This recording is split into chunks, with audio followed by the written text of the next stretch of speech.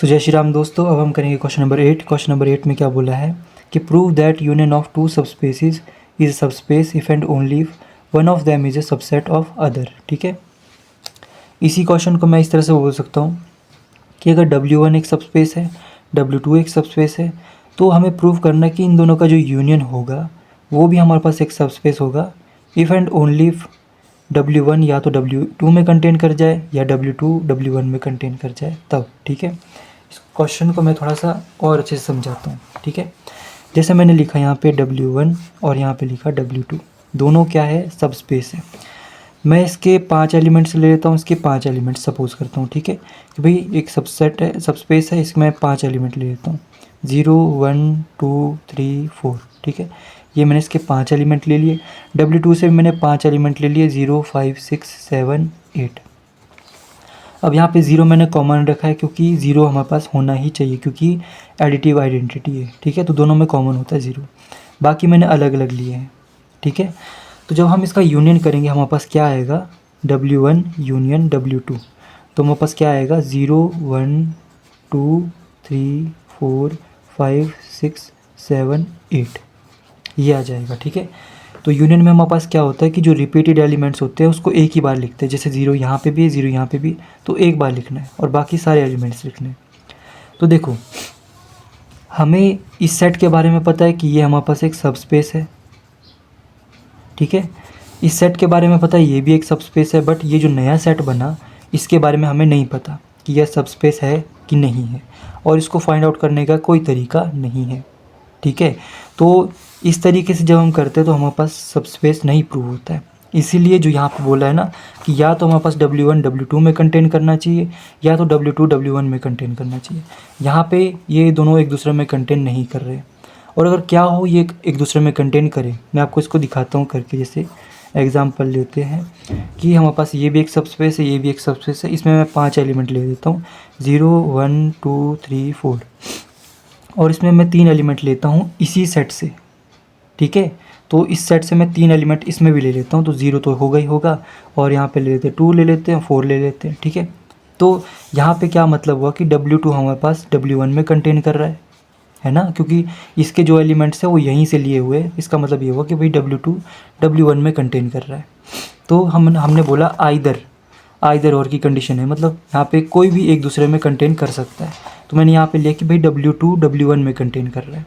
अब इसमें होगा क्या, जब हम इसका यूनियन करेंगे W1 यूनियन W2, तो हमारे पास एलिमेंट्स जो है वो क्या आएंगे, देखो 0 1 2 3 4, ये सारे एलिमेंट्स आएंगे। और ये हमारे पास है क्या, W1 है, और W1 क्या है, एक सब स्पेस है। इसका मतलब क्या हुआ अल्टीमेटली कि W1 यूनियन W2 भी क्या हो गया, सब स्पेस प्रूव हो गया। तो अगर हमें यूनियन वाले कंसेप्ट में सब स्पेस प्रूव करना है तो हमें इन दोनों में से किसी एक को एक दूसरे में कंटेन कराना ही पड़ेगा। तो ये होता है क्वेश्चन का मतलब। ठीक है, तो क्वेश्चन को करते हैं। क्वेश्चन में हमारे पास क्या है, क्वेश्चन नंबर 8 में हमारे पास क्या है कि अगर हमारे पास क्या है, W1 union W2 is a subspace होगा कब, if and only either W1 contain in W2 और W2 कंटेन इन W1, कोई भी एक दूसरे में कंटेन कर जाए तब जाके हमारे पास ये सबस्पेस होगा। तो वही हमारे पास है। ठीक है, कि जब हमारे पास इफ़ एंड ओनली इफ़ दिया होता तो हम क्या करते हैं, नेसेसरी कंडीशन और सफिशेंट कंडीशन ले करके क्वेश्चन को सॉल्व करते हैं। तो नेसेसरी कंडीशन हम क्या लेंगे कि let W1 union W2 is a subspace. ठीक है, अब हमें क्या प्रूव करना है, टू प्रूव कि अगर ये सबस्पेस है तो हमारे पास either W1 union W2, union नहीं सॉरी कंटेन है, आइदर W1 W2 में कंटेन करेगा और W2 W1 में कंटेन करेगा। ये हमें प्रूव करना है, तो प्रूव करते हैं। जैसे बात मान लो मैंने आपको बोला prove that this is a pen, तो आप कैसे प्रूव करोगे, तो आप बोलोगे कि चलो मान के चलते कि भाई ये पेन नहीं है। ठीक है, पर जो आप इसकी प्रॉपर्टीज़ को देखोगे, इसकी शेप को देखोगे, इसकी राइटिंग को देखोगे जिस तरह से लिख रहा है, इसकी रिफ़िल को देखोगे, इसके ढक्कन को देखोगे, तो ये हमारे पास जिसकी प्रॉपर्टीज़ बताएगी कि ये पेन है। जब इसकी प्रॉपर्टीज़ बता रही कि भाई ये पेन है, तो हमारे पास जो इनिशियल हमने सपोज़ किया था वो ऑटोमेटिकली गलत हो जाएगा। ठीक है, उसी तरह से अगर हमें ये प्रूव करना है कि भाई या तो ये इसमें कंटेन करेगा या तो ये इसमें कंटेन करेगा, तो मैंने इसमें से एक को लेके चल लिया, बात मान लो ये ले लिया। तो let us suppose if possible W1 not contain in W2। मान के चलते कि भाई W1 W2 में कंटेन नहीं करता। ठीक है, अब हमें इसको सॉल्व करना है। ठीक है, और ये भी ध्यान रखते हुए कि हमारे पास ये जो है W1 यूनियन W2 ये एक सब स्पेस है, तो इसका यूज़ करते जब हम इसको सॉल्व करेंगे तो ये प्रॉपर्टी ऑटोमेटिकली गलत हो जाएगी। ठीक है, अब देखो इसको कैसे करेंगे। जैसे मैंने क्या किया, W1 है W2 है। ठीक है, दो हमारे पास सब स्पेसिस है। इससे मैं एक एलिमेंट ले लेता हूँ X, इससे एक एलिमेंट ले लेता हूँ Y। ठीक है, अब यहाँ पे ध्यान दो, अगर ये एक दूसरे में कंटेन नहीं कर रहे हैं तो अगर यहाँ पे X है तो X कभी भी इस वाले में नहीं होगा। मैंने क्या बोला, हमने क्या सपोज़ किया है कि ये दोनों सेट एक दूसरे में कभी भी कंटेन नहीं करेंगे, ये हमने लेट किया है। ठीक है, तो अगर ये एक दूसरे में कंटेन नहीं करेंगे तो यहाँ का एलिमेंट कभी भी इसमें नहीं होगा और यहाँ का एलिमेंट कभी भी इसमें नहीं होगा। इसका मतलब X कभी भी W2 में नहीं होगा और Y कभी भी W1 में नहीं होगा। ठीक है, तो मैं इसको लिख सकता हूँ, कैसे लिखूँगा, देखो, let X belongs to W1 and X जो है कभी भी हमारे पास W2 में बिलोंग नहीं करेगा। ठीक है, उसी तरह से हमने क्या लिया है कि Y हमने W2 से लिया है, तो ये जो Y है कभी भी W1 में नहीं होगा। ठीक है, अब हमारे पास यूनियन वाला कंसेप्ट, तो हमें को यूनियन करना पड़ेगा, W1 यूनियन W2। ठीक है, अब देखो जब हम इन दोनों का यूनियन करेंगे तो यूनियन में हमारे पास ये दोनों चीज़ें आएगी, X और Y। ठीक है, तो हम बोल सकते हैं कि भाई X और Y जो है ये दोनों हमारे पास W1 यूनियन W2 में आएंगे, क्योंकि यूनियन का मतलब होता है सबका जोड़ करके एक सेट बनाना, जोड़ करके नहीं मतलब सबको लेकर के एक सेट बनाना। तो X, Y हमारे पास इसके यूनियन में आएंगे। ठीक है, इतनी बात। और ये हमारे पास क्या है, दिस इज़ अ सब स्पेस, ये हमने गिवन लिया है, W1 यूनियन W2 इज़ अ सब स्पेस। इसका मतलब क्या हुआ कि अगर ये एलिमेंट भी इसमें है, ये वाला एलिमेंट भी इसमें है, तो इन दोनों का एडिशन भी किस में होगा, इसमें होगा, क्योंकि ये सब स्पेस है और सब स्पेस में क्लोजर प्रॉपर्टी होती है। ठीक है, तो इसका मतलब मैं कह सकता हूँ कि भाई X प्लस Y जो है वो हमारे पास W1 यूनियन W2 में होगा। ठीक है, समझ में इतनी बात। इसका मतलब ये हुआ कि भाई X प्लस Y हमारे पास W1 में भी होगा और X प्लस Y।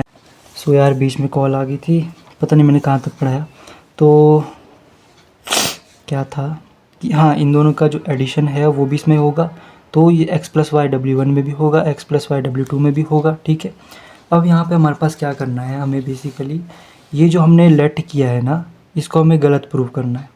कैसे होगा गलत प्रूफ, कॉन्ट्राडिक्शन से। कॉन्ट्राडिक्शन का मतलब क्या हुआ कि हमारे पास यहाँ पे जब देखो, अगर हमारे पास ये प्रूव हो जाता कि W2 में X है या W1 में Y है, तो ये ऑटोमेटिकली कंडीशन गलत हो जाएगी। ठीक है, क्योंकि हमने ले रखा है X कभी भी W2 में नहीं होगा। अगर हम ये प्रूव कर दें किसी तरह से कि X हमारे पास W2 में है, तो ये हमारे पास ऑटोमेटिकली गलत हो जाएगा। तो अब हमें यही करना है। ठीक है, देखो जैसे यहाँ पे W1 है, W1 में हमारे पास क्या नहीं है, Y नहीं है, तो हमें यही प्रूव करना है कि यहाँ पे Y है। Y प्रूव करने के लिए हम क्या कर सकते हैं, इसमें हम X को माइनस कर सकते हैं, तो हमारे पास Y बचेगा। ठीक है, जैसे हमारे पास W1 हमारे पास क्या एक सब स्पेस है, इसमें हमारे पास X है।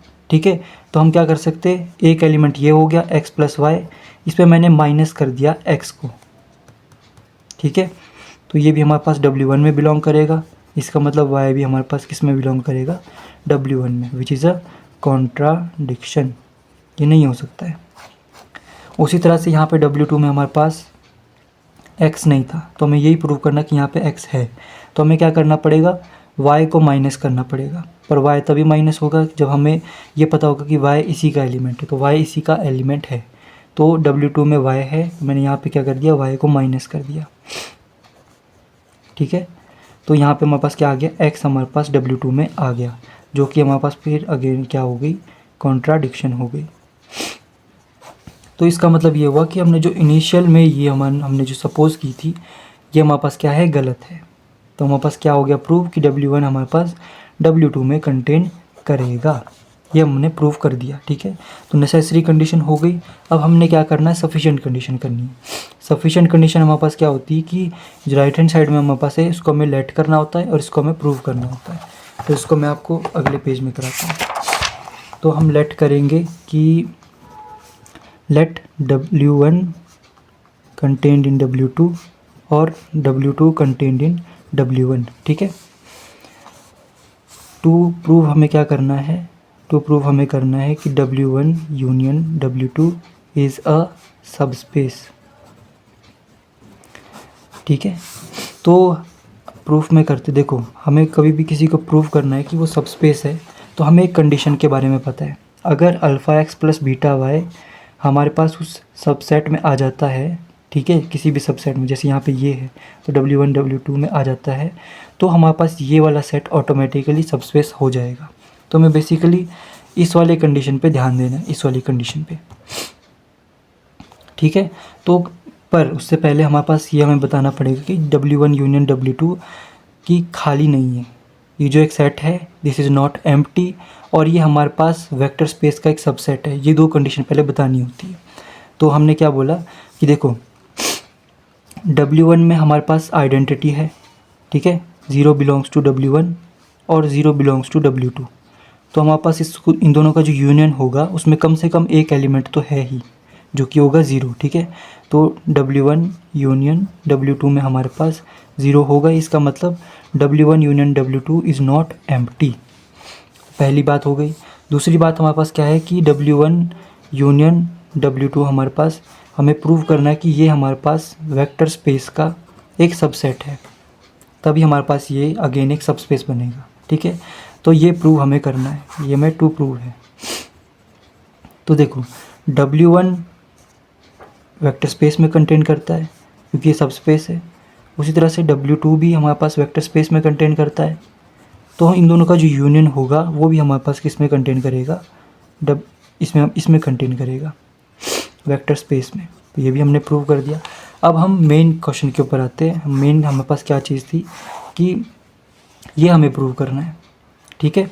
तो मैं क्या करता हूँ, let alpha comma beta belongs to field, ठीक है, and x comma y belongs to W1 union W2, ठीक है। तो देखो तो हमारे पास गिवन क्या है, गिवन है कि भाई ये एक दूसरे में कंटेन कर रहे हैं।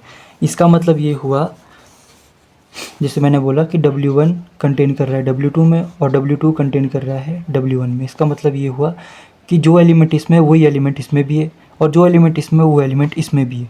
इसका मतलब ये हुआ कि x और y दोनों में है, इसमें भी है इसमें भी है, ठीक है।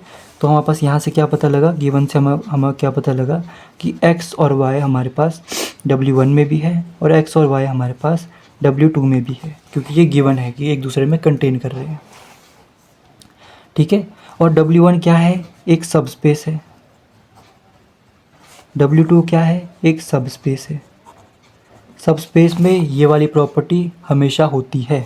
तो अगर ये एक सबस्पेस है, ये दो एलिमेंट्स है, ये दो फील्ड के एलिमेंट्स, तो मैं कह सकता हूँ कि alpha x plus beta y belongs to W1। उसी तरह से मैं यहाँ पे भी कह सकता हूँ कि alpha x plus beta y belongs to W2। इसका मतलब क्या हुआ, देखो ये वाला इसमें भी है, ये वाला इसमें भी है, तो हमारे पास और दोनों एक दूसरे में कंटेन कर रहे हैं, है ना। मतलब ये वाला एलिमेंट इसमें है, ये वाला एलिमेंट इसमें है और दोनों एक दूसरे में कंटेन करते, तो ये जो होगा alpha x plus beta y ये हमारे पास W1 यूनियन W2 में भी होगा, ठीक है। तो ये हमारे पास सफिशिएंट कंडीशन में हमने प्रूव कर दी कि भाई ये हमारे पास क्या है, एक सबस्पेस है। तो इस तरह से हमारे पास ये वाला क्वेश्चन हो गया।